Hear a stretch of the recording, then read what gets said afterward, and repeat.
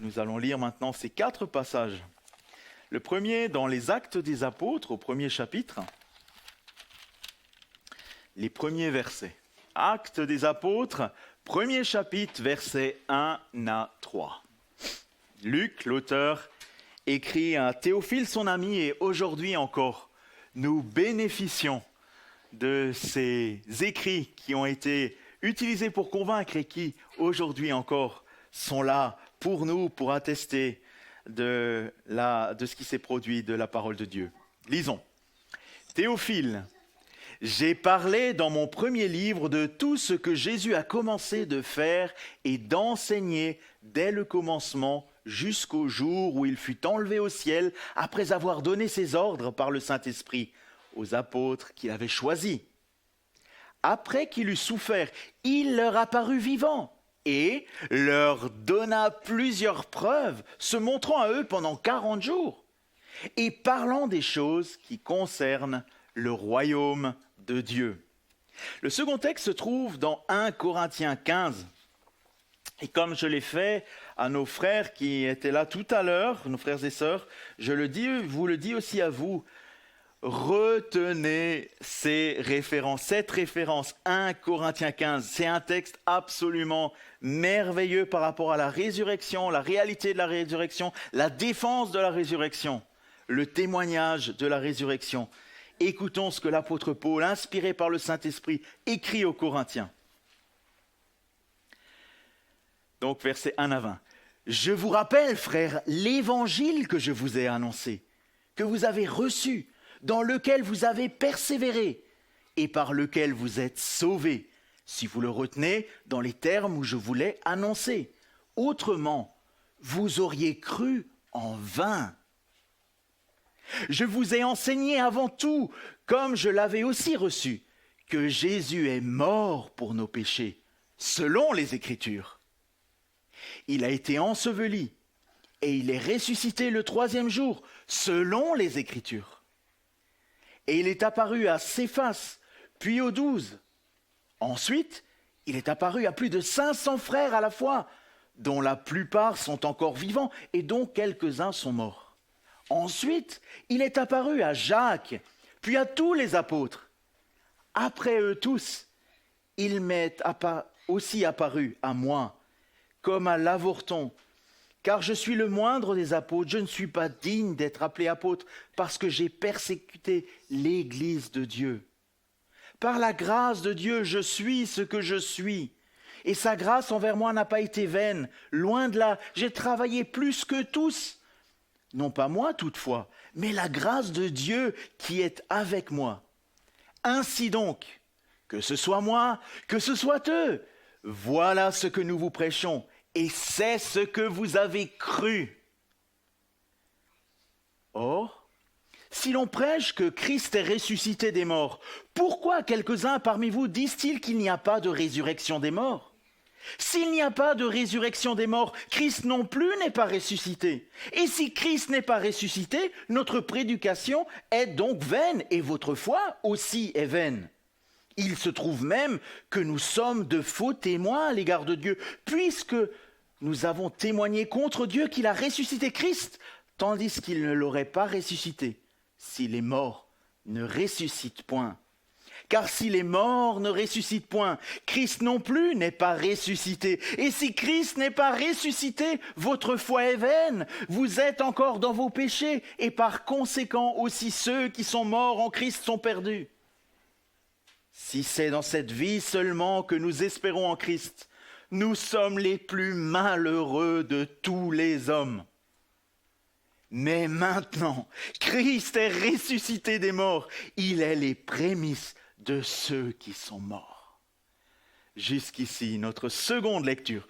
Et maintenant, allons à l'épître aux Romains, premier chapitre, versets 1 à 4.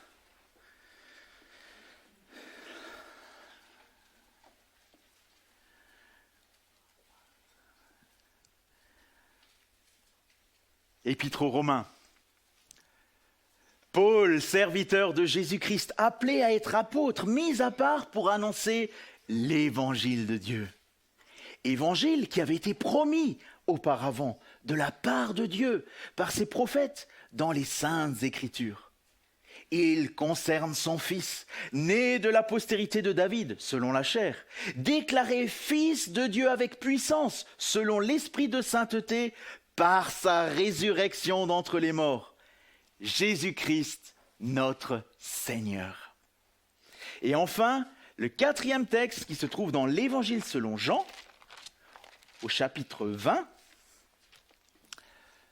c'est l'arrivée devant le tombeau vide. Évangile de Jean, chapitre 20, nous lirons les versets 1 à 20.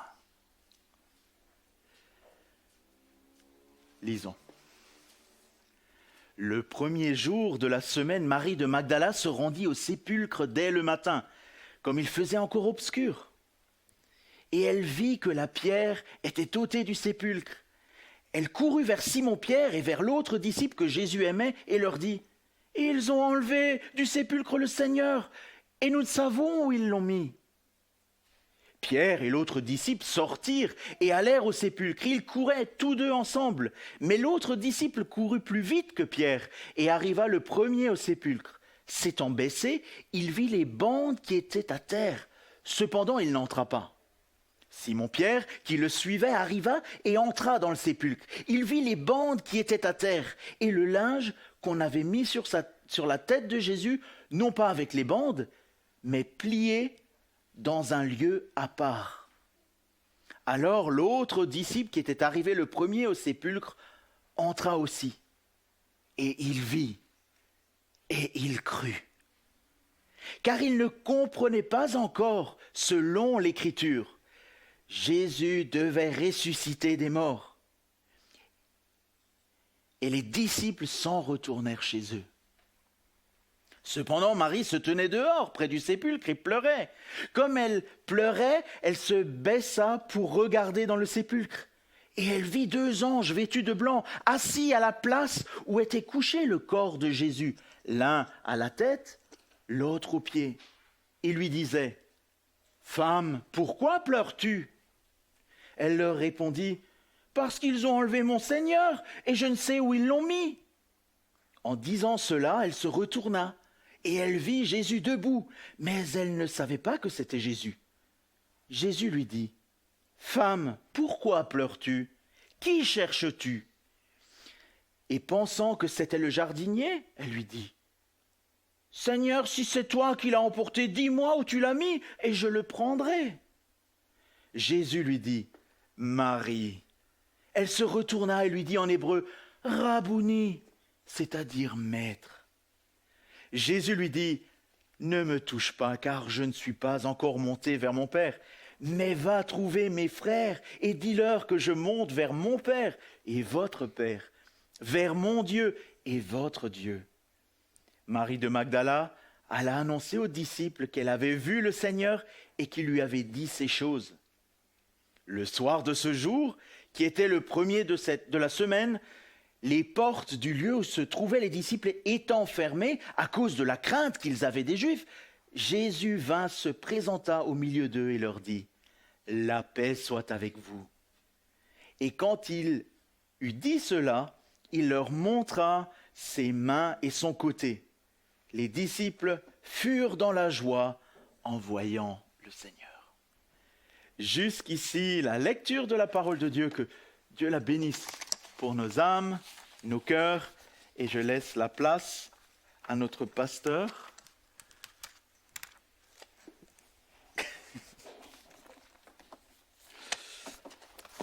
Pour le message.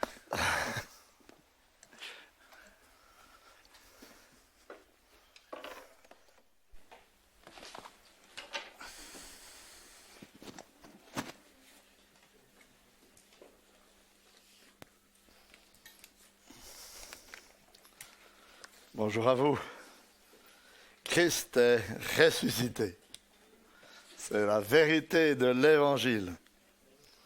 Dimanche dernier, on a médité les 7 paroles que Jésus a prononcées alors qu'il était sur la croix.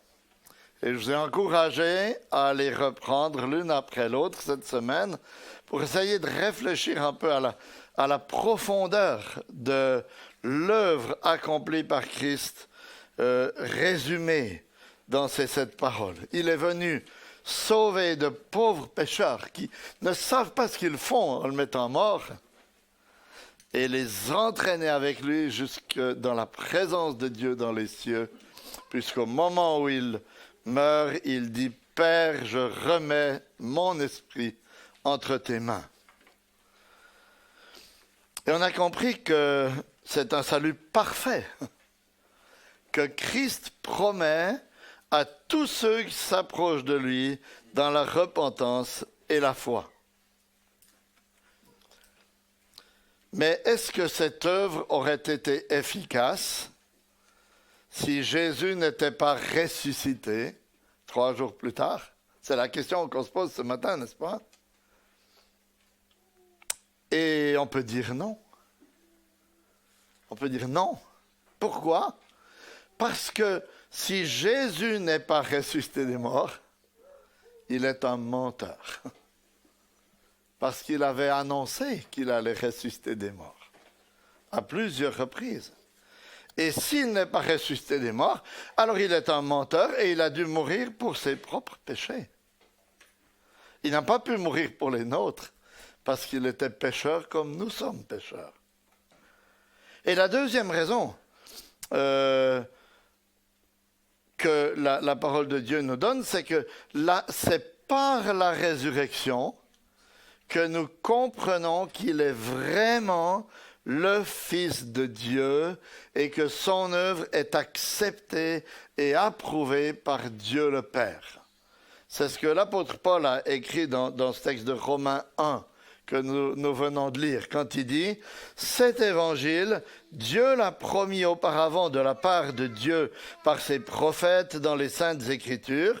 Il concerne son Fils, né de la postérité de David selon la chair, et déclaré Fils de Dieu avec puissance, selon l'Esprit de sainteté, par sa résurrection d'entre les morts. » C'est la résurrection de Jésus-Christ qui déclare qu'il est vraiment Fils de Dieu. Ainsi, vous voyez, la résurrection de Jésus-Christ est un fait central de l'Évangile.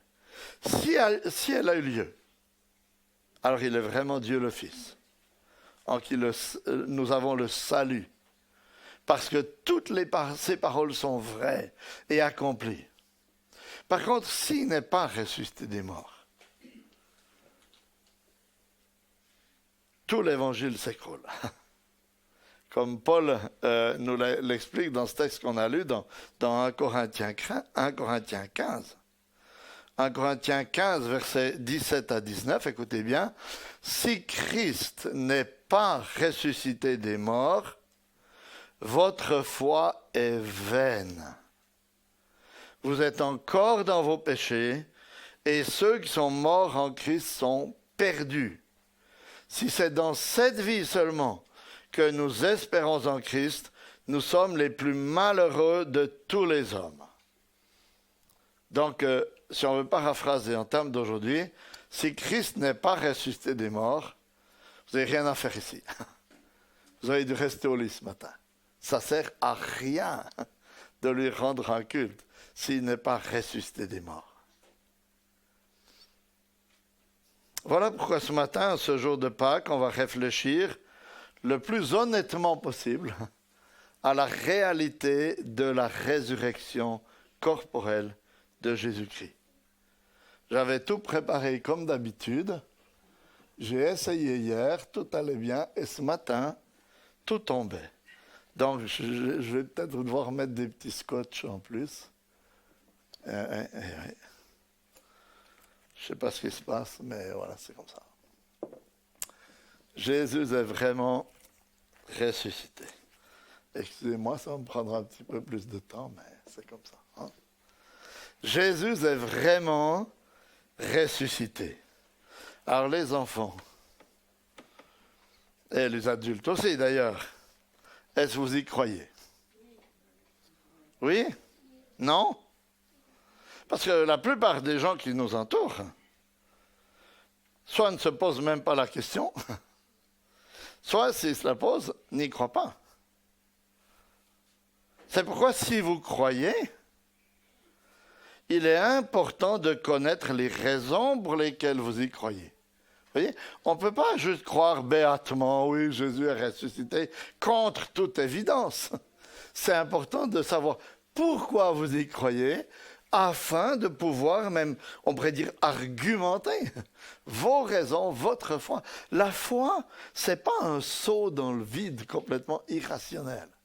La foi, c'est un attachement à Christ, mais qui s'appuie sur des faits, sur des preuves réelles. Et c'est ce qu'on va faire ce matin. On va examiner certaines preuves de la résurrection.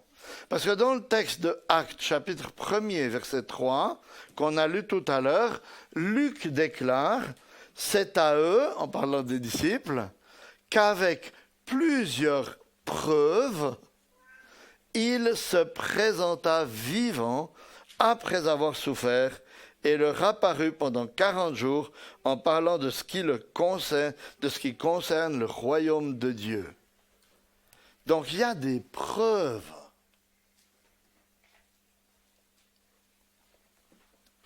que Jésus est vraiment ressuscité. Et on va examiner ce matin ensemble 4 preuves qui attestent que vous pouvez être sûr que Jésus est vraiment ressuscité. La première preuve, c'est le tombeau vide. Le tombeau était vide.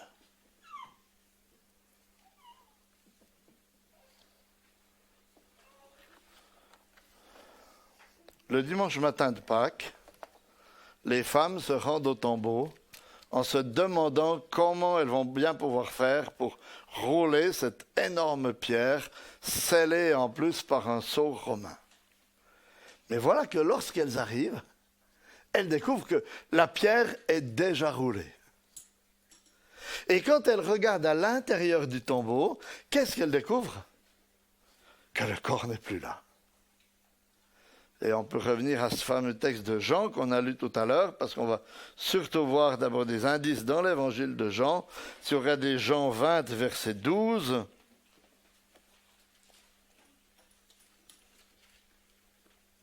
il s'agit de Marie-Madeleine, et il est dit « Et elle vit 2 anges vêtus de blanc, assis à la place où avait été couché le corps de Jésus. L'un à la tête, l'autre aux pieds. » Marie-Madeleine voit que le corps n'est plus là, mais il y a un ange assis là où était la tête de Jésus, un autre ange où étaient les pieds de Jésus. Puis, alors qu'elle se retourne, quand elle entend un homme qui lui parle, elle voit le Seigneur Jésus ressuscité. Jean chapitre 20, verset 16. Jésus lui dit « Marie !» Elle se retourna et lui dit en hébreu « Rabouni !» c'est-à-dire « Maître ». Mais voyez, le corps n'était plus dans le tombeau. Le tombeau est vide. C'est un fait historique. C'est un fait historique devant lequel tout le monde est d'accord. Même les soldats romains, même les chefs des Juifs, qui ont payé les soldats pour mentir, parce qu'ils n'avaient pas de réponse. Le tombeau était vide. Ça, c'est la première preuve. La deuxième preuve, c'est que les bandelettes sont là.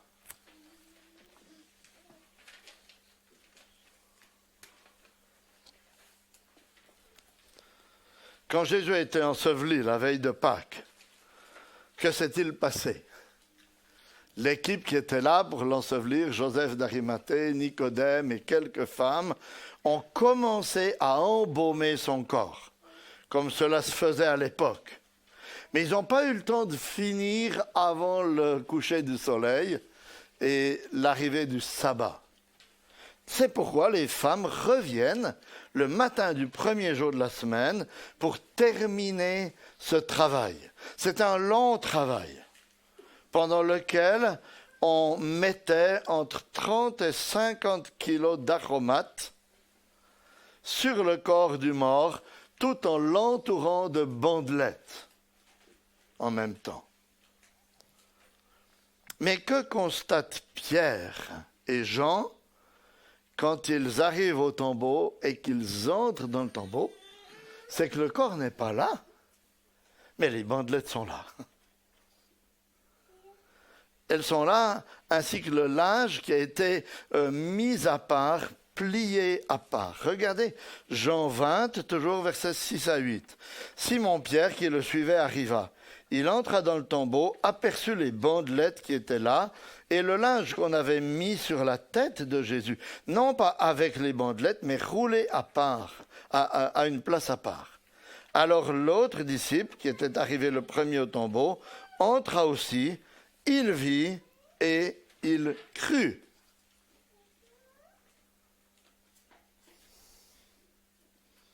Pourquoi vous croyez qu'il a cru quand il a vu? Mais parce que la présence et la position des bandelettes attestaient que Jésus s'était, comme on pourrait dire, évaporé. C'est un peu comme quand vous voyez une chrysalide ouverte. Vous savez qu'un papillon est né, qu'un papillon s'est envolé. Parce que la chrysalide atteste, vous voyez, de l'existence du papillon. Et c'était comme ça avec les bandelettes. Les bandelettes étaient là et elles attestaient de, j'ose pas dire évaporation, c'est la résurrection, mais de la résurrection du Fils parce qu'il avait laissé les bandelettes sur place.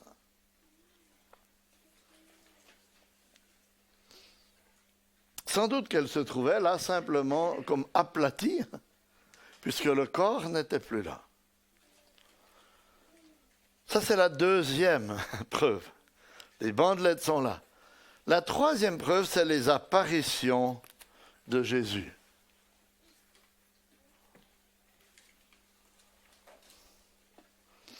Le Nouveau Testament en mentionne au moins 10 à des groupes de personnes différents pendant les 40 jours qui séparent sa résurrection de son ascension.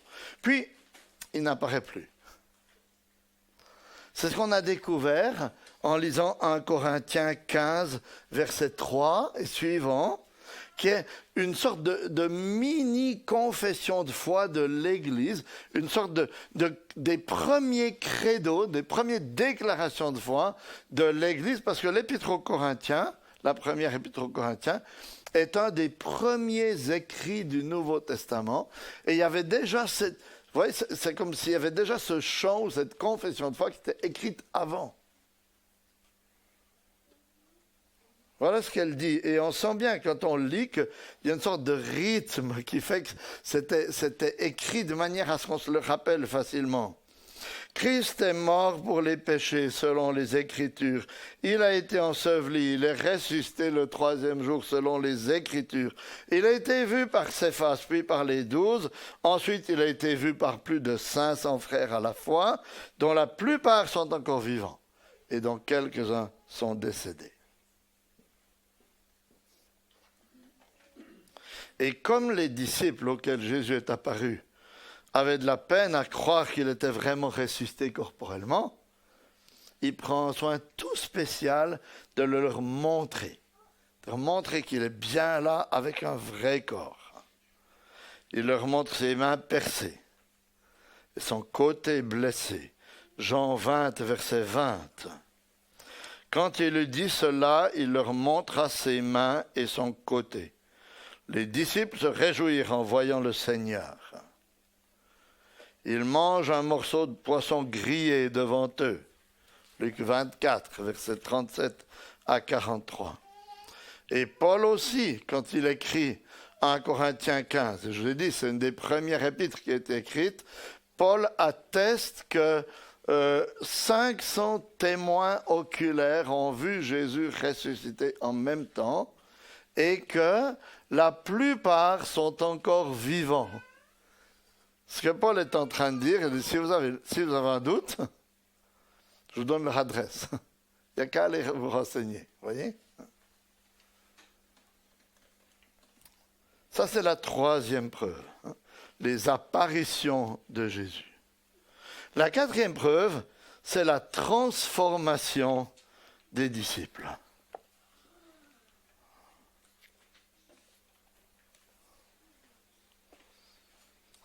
Qu'est-ce que les disciples ont fait lorsque Jésus a été arrêté? À part Jean et quelques femmes, ils ont tous fui. L'un l'avait déjà trahi, un autre, le plus vaillant, l'a renié, et jusqu'à la Pentecôte, ils se cachent. On en trouve même quelques-uns qui reprennent leur ancienne activité de pêche sur la mer de Tibériade. Jean 21, 1 et suivant nous dit qu'ils retournent à la pêche.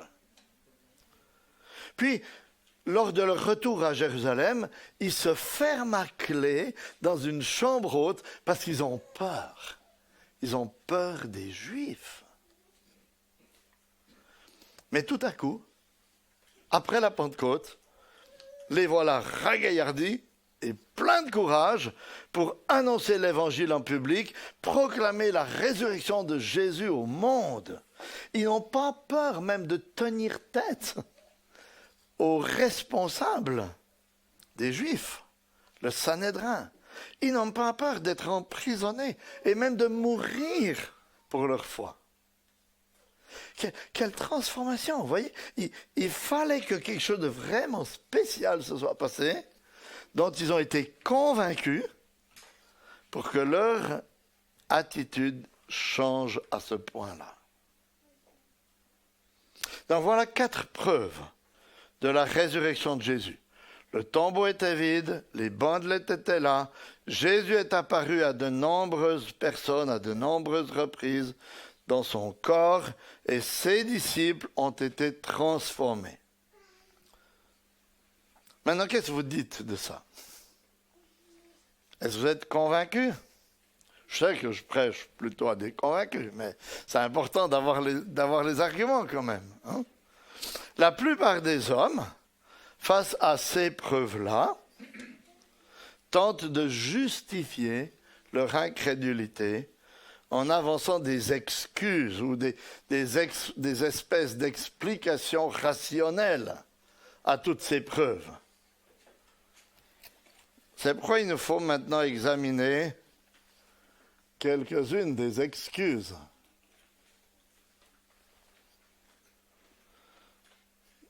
Et j'ai intitulé ça, sur le questionnaire, les excuses humaines. Quelles sont les excuses face au tombeau vide? La première, qui date déjà tout de suite du temps de Jésus lui-même, puisque c'est celle qui a été avancée par les principaux sacrificateurs en Matthieu 28, 13, c'est que les disciples avaient volé le corps de Jésus. Et ça, c'est une excuse qui continue à être avancée. Ils ont volé le corps. Est-ce que c'est possible? Non. Pourquoi? Parce qu'une garde romaine était là devant le tombeau, d'abord. Deuxièmement, les disciples n'étaient pas en état, moralement, spirituellement, psychiquement, pour braver une telle garde, pour voler le corps de leur maître et ensuite inventer ce récit de la résurrection, puisqu'au moment de la mort, ils étaient éparpillés et complètement... ils avaient peur, vous voyez? Et même s'ils l'avaient volé, il y a encore ce fameux problème des bandelettes. Ils sont toujours là. La deuxième excuse, qui est courante aussi, c'est de dire que les Juifs et les Romains ont déplacé le corps ailleurs pour le mettre en lieu sûr.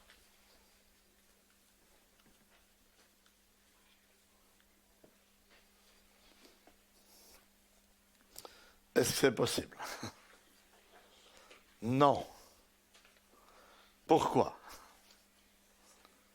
D'abord, parce qu'on a toujours ce problème des bandelettes. mais aussi parce que dès que les disciples ont commencé à prêcher la résurrection de Jésus-Christ, quel aurait été le meilleur argument des Juifs à faire valoir tout de suite? Ça aurait été de leur dire, non, vous vous trompez, venez regarder. On l'a juste déplacé, il est là dans un autre tombeau. Hein? Vous voyez, s'ils avaient eu le corps, que ce soit les Juifs ou les Romains, ils ne se seraient pas gênés de le montrer.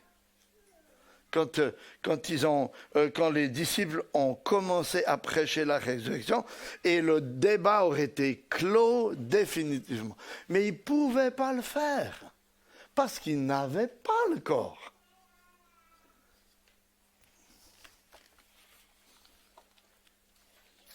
Maintenant, la troisième excuse, c'est que Jésus n'était pas vraiment ressuscité, pas vraiment mort. Qu'il était seulement un peu anesthésié, comateux, si vous voulez. Et qu'en fait, au moment où il a été mis dans le tombeau sur la pierre qui était froide, il s'est comme réveillé. Et le tremblement de terre a roulé la pierre. Il faut beaucoup de foi pour être athée, vous savez, mais ça, c'est les excuses. Hein. Le tremblement de terre a fait rouler la pierre et Jésus est sorti discrètement du tombeau. Est-ce que c'est possible?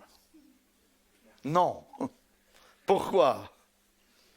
Mais d'abord, parce qu'après un tel supplice, Jésus avait tout son corps meurtri et disloqué.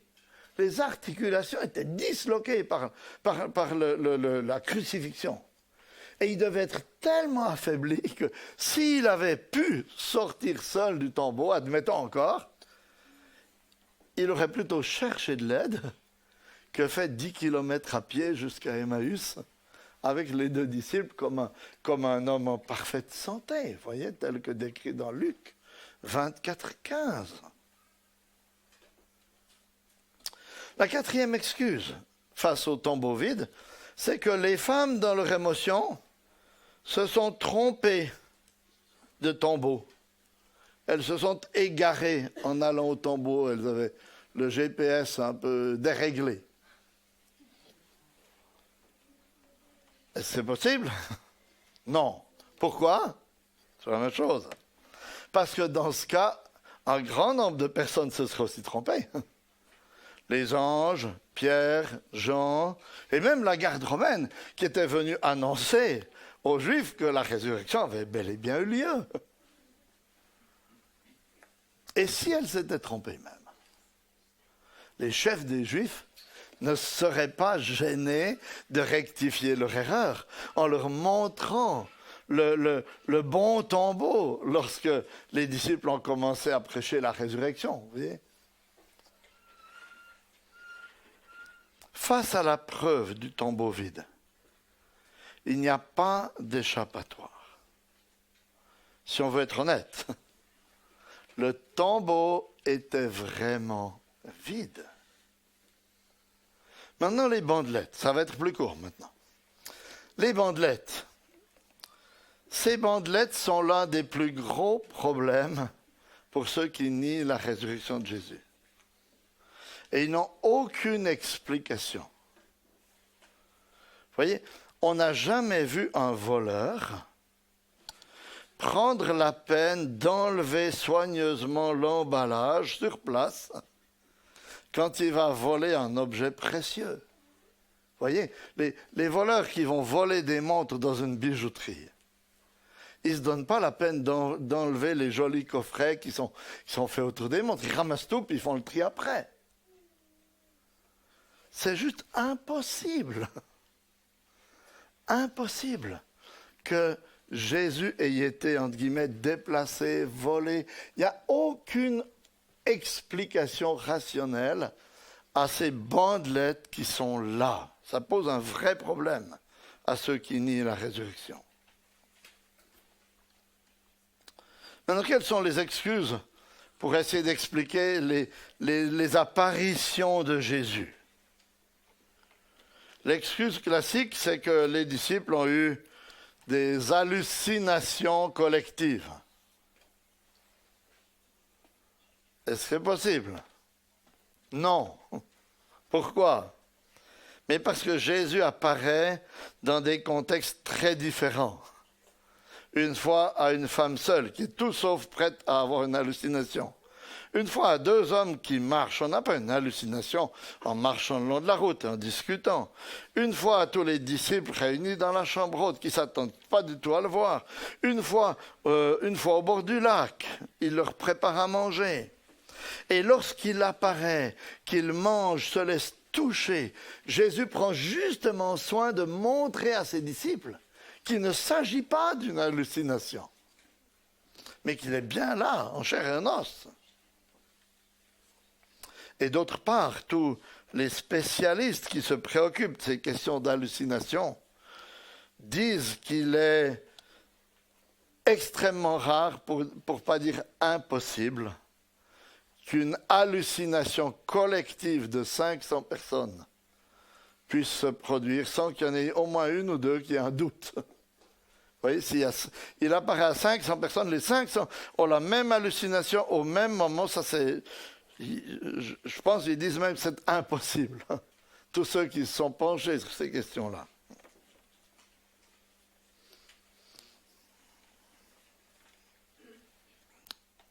Et en fin de compte, la transformation des disciples. Quelle est l'excuse? En général, on dit que les disciples ont inventé cette histoire de la résurrection parce qu'ils étaient trop tristes que leur maître soit mort. Et ensuite, ils ont commencé à prêcher cette histoire inventée. Et vous avez même des profs de théologie qui disent des choses pareilles. Des libéraux, évidemment. Est-ce que c'est possible? Non. Pourquoi? Mais parce que d'abord, les disciples n'étaient pas en état de voler le corps. On vient de le voir tout à l'heure. Mais ils n'étaient pas en état non plus d'inventer une telle histoire. Parce qu'ils ne s'y attendaient même pas eux-mêmes. Ils étaient abattus et tétanisés. Et d'autre part, ils n'auraient jamais été prêts à parcourir le monde et pour annoncer ce mensonge, puis à mourir pour une histoire qu'ils savaient être inventée de toutes pièces. Ça arrive qu'il y ait des gens, des terroristes encore aujourd'hui, qui soient prêts à mourir pour leur religion. Hein? Mais c'est parce qu'ils sont convaincus qu'elle est vraie. Si vous savez que vous avez inventé l'histoire et que c'est un mensonge du début à la fin, il y a peu de gens qui sont prêts à mourir vraiment pour un mensonge.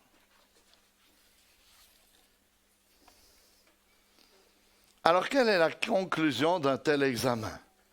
Des preuves bibliques de la résurrection et des excuses humaines pour réfuter ces preuves. Vous voyez? C'est qu'aucune de ces excuses ne tient la route.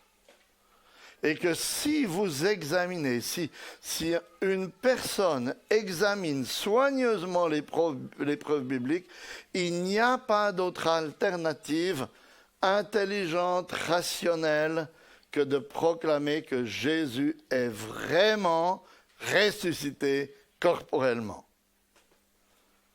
Et en général, les gens qui rejettent la résurrection corporelle de Jésus sont des gens qui n'ont pas pris le temps d'examiner soigneusement et honnêtement les preuves. C'est souvent ça. Non, c'est pas possible. On rejette sans avoir pris le temps d'examiner les choses. Parce que ceux qui les ont examinés vraiment honnêtement ont dû admettre que Jésus était vraiment ressuscité. C'est le cas d'un homme qui s'appelle Simon Greenleaf, un éminent professeur de droit à l'université du Civil Right, du droit civil, à Harvard au XIXe siècle. C'était le plus grand spécialiste des preuves légales à l'époque, quand il y avait des morts et des choses comme ça. Quand il s'est penché sur la question de la résurrection, de tous les indices, toutes les preuves qu'on avait, voilà ce qu'il a déclaré.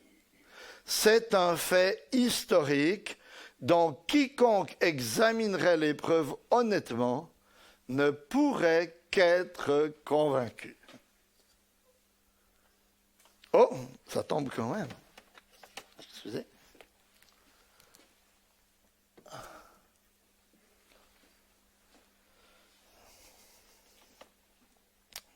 Frank Morrison, un homme de loi britannique, a entrepris d'écrire un livre contre la résurrection. Bon, j'arrête, j'abandonne. Mais que se passa-t-il? Les preuves sont plus solides que mes dessins, si ça peut vous rassurer. OK. Mais que se passa-t-il? Au fur et à mesure qu'il examinait les preuves, son scepticisme s'affaiblissait, à tel point qu'il est devenu chrétien. Plus proche de nous, encore, on a l'exemple de Lee Strobel. Plusieurs d'entre vous ont déjà lu son livre. Je vous ai déjà parlé de ce livre que j'ai là, le livre de Lee Strobel, Jésus l'enquête. C'était un journaliste athée, convaincu et militant, qui, à la fin du XXe siècle, donc il n'y a pas très longtemps, a entrepris d'interroger les plus grands spécialistes mondiaux en médecine légale, en droit, en psychologie, en théologie, etc., concernant la mort et la résurrection de Jésus-Christ. Parce que sa femme était devenue chrétienne et il voulait lui prouver qu'elle avait tort. Quelle a été sa conclusion? Que toutes les preuves bibliques que je vous ai données, et bien d'autres encore dont il parle dans son livre, étaient fiables et vraies. Et que s'est-il passé? Il est devenu chrétien. Il a publié ce livre, puis un film le concernant est sorti, plusieurs d'entre vous ont dû le voir, Jésus l'enquête. J'en ai déjà parlé, mais je vous en reparle pour vous montrer. Vous voyez, là, on a vu la conférence sur les doutes il y a une semaine. On peut avoir des doutes, mais notre responsabilité, quand on a des doutes, c'est de réfléchir, c'est de travailler pour que ces doutes s'en aillent ou qu'on ait des réponses à nos doutes. Et un livre comme celui-ci va vous donner beaucoup de réponses aux questions que vous pouvez avoir ou que des amis ou des professeurs vous posent. Mais je ne peux pas encore m'arrêter là. Parce que même si vous êtes convaincu intellectuellement de l'historicité de la résurrection, cela ne fait pas de vous un chrétien. Un chrétien, ce n'est pas quelqu'un qui est convaincu historiquement ou intellectuellement de la résurrection de Jésus-Christ. Pour être chrétien, une connaissance intellectuelle, même une conviction que c'est authentique, ne suffisent pas. Qu'est-ce qu'il faut d'autre? Il faut la confiance en Christ. Il faut placer sa confiance en lui. Parce que vous voyez, c'est seulement à ce moment-là qu'on est mis au bénéfice de ce que Christ a acquis pour son peuple, tant dans sa vie, dans sa mort, que dans sa résurrection. Parce que sa résurrection atteste que son œuvre est achevée et acceptée par le Père. Puis sa résurrection atteste aussi qu'il existe une vie après la mort. Et que Christ est ressuscité comme prémisse. 1 Corinthiens 15, 20. Mais maintenant, Christ est ressuscité d'entre les morts. Il est les prémices de ceux qui sont décédés. Sa résurrection est en quelque sorte la première partie de la récolte. Parce que Christ est le seul à être ressuscité avec un corps nouveau qui ne meurt plus. Et si vous voulez vous trouver un jour avec Christ dans la présence de Dieu pour l'éternité, avec un tel corps, il n'y a pas d'autre chemin que de placer votre confiance en lui pour que vous soyez membre de cette récolte dont Christ est les prémices.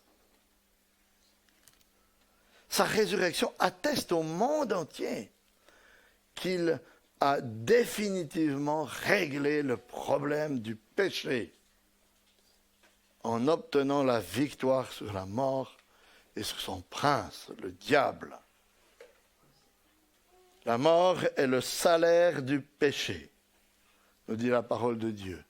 Et voyez, en triomphant de la mort, Christ démontre que désormais, la mort n'a plus de pouvoir sur tous ceux qui placent leur confiance en lui.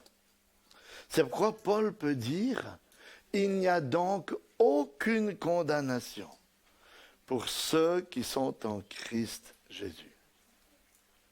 Alors ne vous contentez pas d'admirer la résurrection corporelle de Jésus, ne vous contentez pas même d'être convaincu intellectuellement, mais tirez-en les conséquences qui s'imposent.